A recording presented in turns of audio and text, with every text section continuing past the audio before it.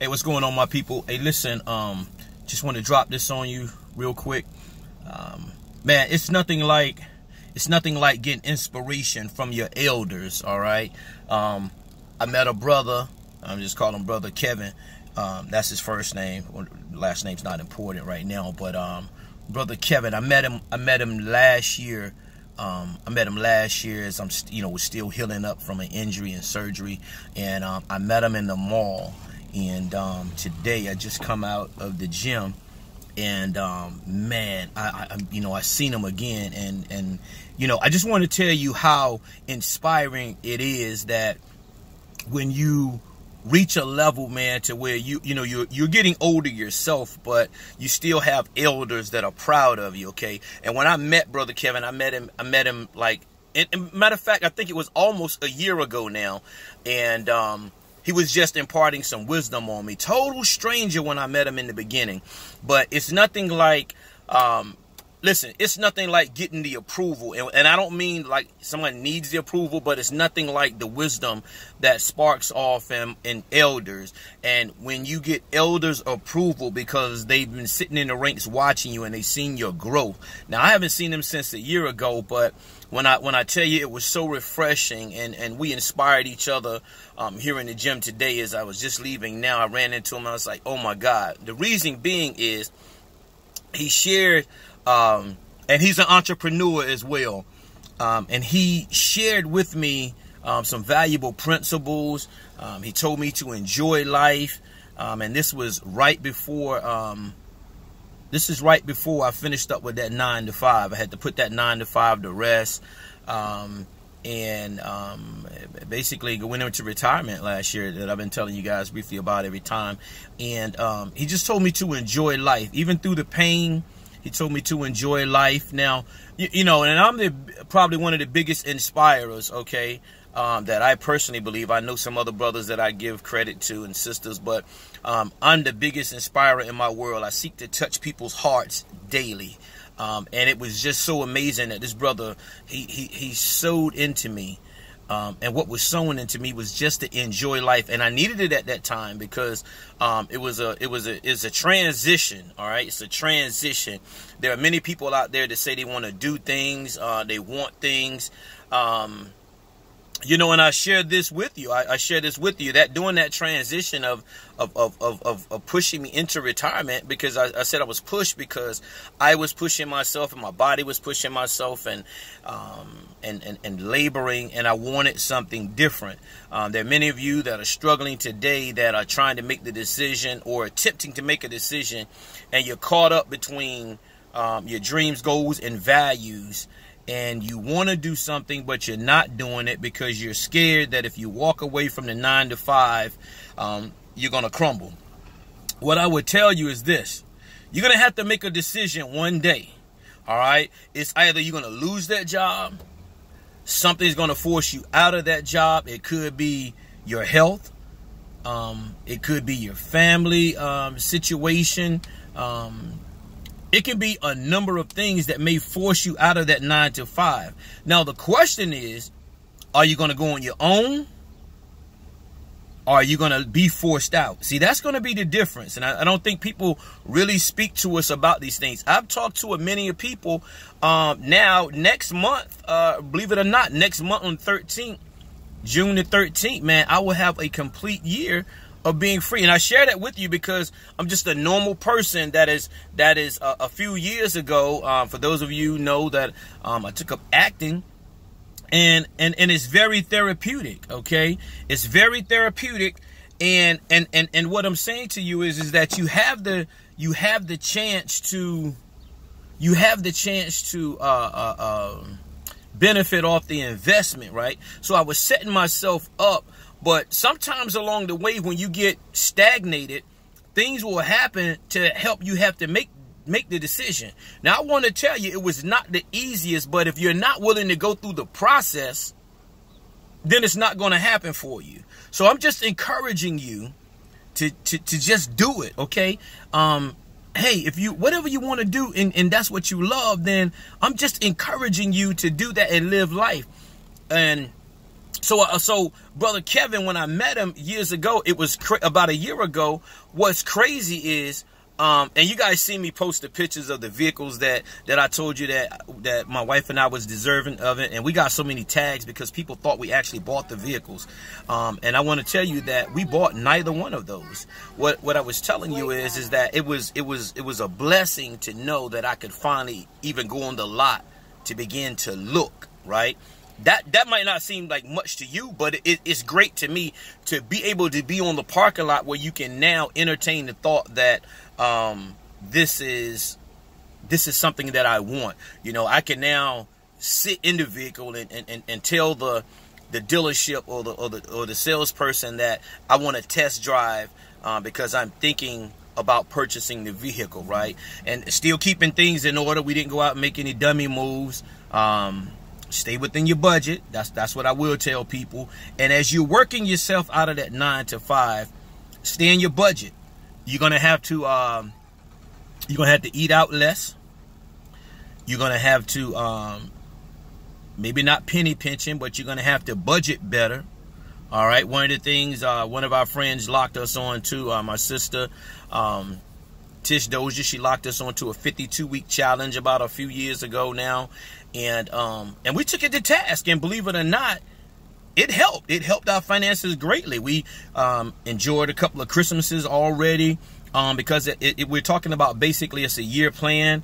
And we continue to share this with people, and they may have got started, but they didn't finish it. And we even did it with our children and our family members. Now, I want to tell you, if you didn't do it, it's on you, because when she laid it out for us and showed us, it seems so simple. It got a little challenging here and there because we always find an excuse on how not to save money or to spend that saved money. All right. But I want to tell you that the fruits of the labor, I'll even go as far to tell you this, that when I left that 9 to 5 about 2 years ago now, let's see, 18, yeah, exactly 2 years. Well, December of this year will make a solid 2 years. When my physical last day of working a 9 to 5, I want to tell you that it was not easy. There was no government assistance when I went out on that surgery.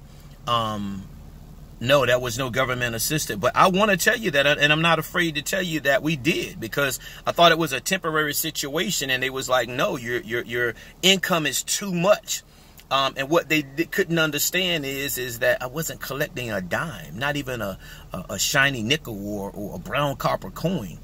And so, but you know, that faith in God, I cannot get away from it. I don't care how much you try to get away from it. I cannot get away from it, because I know the faith in God, our faith in God combined, my beautiful wife, my beautiful family. When you see me post those pictures, it's for a reason. I want to tell you just like how much we embrace each other. So, man, you know, right there at the doctor's appointments, going back and forth, the physical therapy, the treatments, the everything, the traveling up and down the road, and God was still blessing me. And at the time, I was still using acting, and I told you I even got a couple of roles because of the injuries. All right. So what was perceived to be limitations was still me living life, because this is what I wanted to do. I always wanted the ability to be able to move when I wanted to move. Now, I've owned a couple of small businesses, had a barber shop, 1 or 2 barber shops that I started that ventures years ago. And I still remember when I used to sit in there when I first opened up. Shout out to Boykins, Virginia. When I opened my first barber shop, and then in Franklin, Virginia, the second one. And I remember, I truly remember sitting there days, especially at the very first one in Boykins. I remember sitting in there days that I would go in and open up. I'd be in the shop about like 6 o'clock in the morning. I would be in there from 6 until about 6 or 7 that night and not have one customer. And I did that for weeks. And I did it for weeks. And I did it for weeks until I finally got one person in there. And then that went on for weeks, maybe like one person all day long. Then maybe like 2, and they began to trickle in. And before I knew it,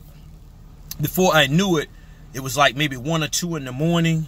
And then the next thing you know, I started having to keep the barbershop open, not just because I was sitting there waiting on customers, but I had to start keeping the barbershop open because I had customers still coming in at 11 o'clock at night. Yeah, I was willing. I was willing to stay there. And when I'm telling you, this was Friday nights and Saturday nights. And I still made it, right? Listen to me now. I still made it to service on Sunday, right? You know why? Because believe it or not, during that time, I was in a transition to where God, where I was being saved, right? So I was searching. I was doing a lot of studying at that time.